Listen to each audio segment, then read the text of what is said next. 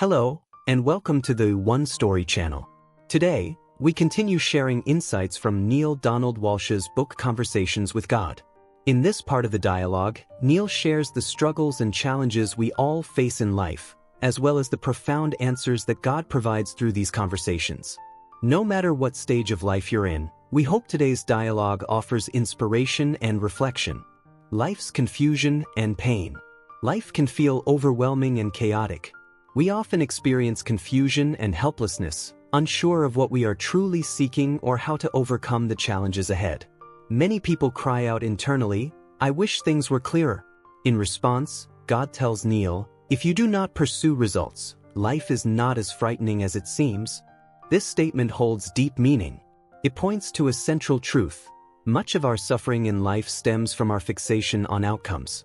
We feel pain because we fear not achieving the goals we set for ourselves. God explains that if we let go of our attachment to specific results, much of life's pain will dissolve. But how can we not care about results? If we stop pursuing anything, wouldn't life lose its direction?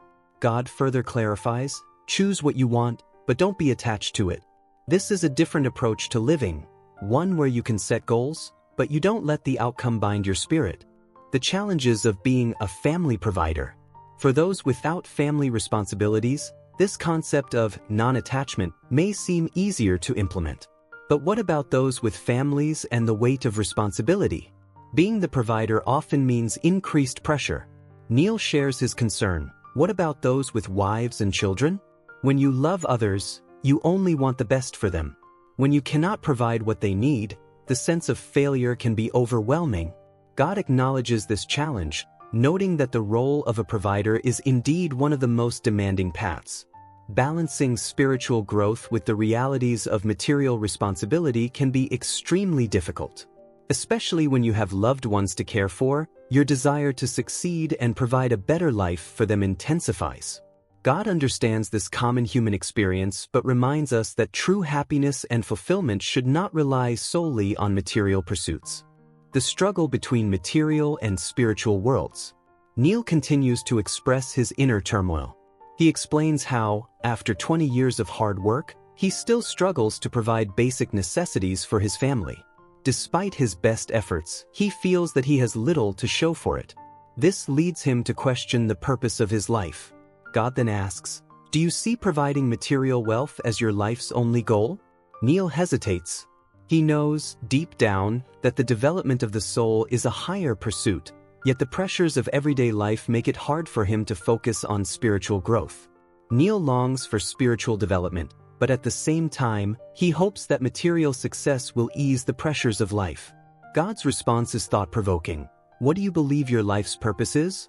This question goes straight to the heart of the matter, reminding Neale and all of us that we must first clarify what we truly seek from life. Are we chasing temporary material wealth, or are we striving for lasting fulfillment of the soul? The essence of life and soul growth.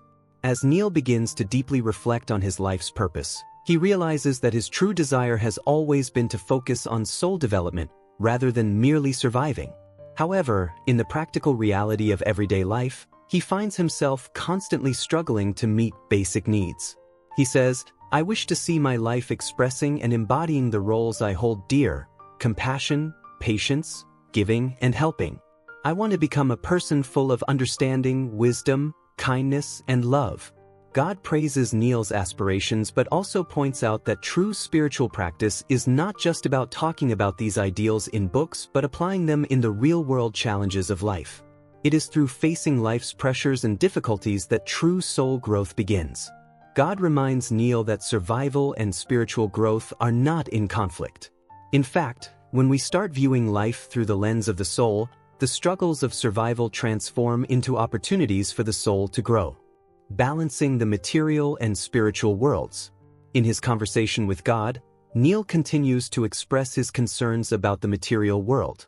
He wishes for enough wealth so that he no longer has to worry about daily needs such as rent and bills. He believes that having such financial security would allow him more time to focus on spiritual pursuits. God responds, "Once you feel the comfort I give spiritually, you'll find that the last thing you'll worry about is material comfort." This statement serves as a reminder that spiritual peace is what truly matters. When our soul finds peace, our material needs naturally seem less pressing. Conversely, when we become too focused on material pursuits, we often neglect the peace of the soul. That said, God does not dismiss the value of material comfort. Instead, He points out that material comfort should not be the main goal of life. By first pursuing spiritual fulfillment, the comfort of the material world will follow naturally. True abundance and happiness.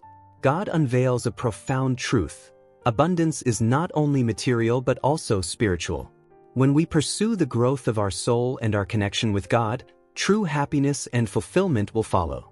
God further explains that true happiness is not dependent on external conditions but rather comes from within. Even in the face of difficulties and challenges, if our inner self is filled with God's presence, we can still experience peace and joy. The destiny of happiness is inevitable as long as we are willing to accept and believe it. Love and responsibility towards others. In discussing family responsibilities, God emphasizes an important concept. True love should not be a binding force, but rather a driving one. He tells us that love should not create dependence on someone else but should encourage us to move toward independence and self-fulfillment. God's greatness lies in His desire for each of us to become self-sufficient individuals, not reliant on others or even on God Himself. As God says, "Let your love push the ones you love into the world, allowing them to fully experience who they are." This statement beautifully captures the essence of true love, not control and dependence, but encouragement and freedom. The purpose of life. In conclusion, the purpose of life is not just to survive but to grow and develop the soul. Through his conversations with God, Neale helps us understand how to find balance in life, how to make wise choices between material and spiritual pursuits. If you are facing confusion and challenges in your life, take a moment to reflect. What is the true goal of your life? Are you willing to find real peace and happiness through the development of your soul? Thank you for watching.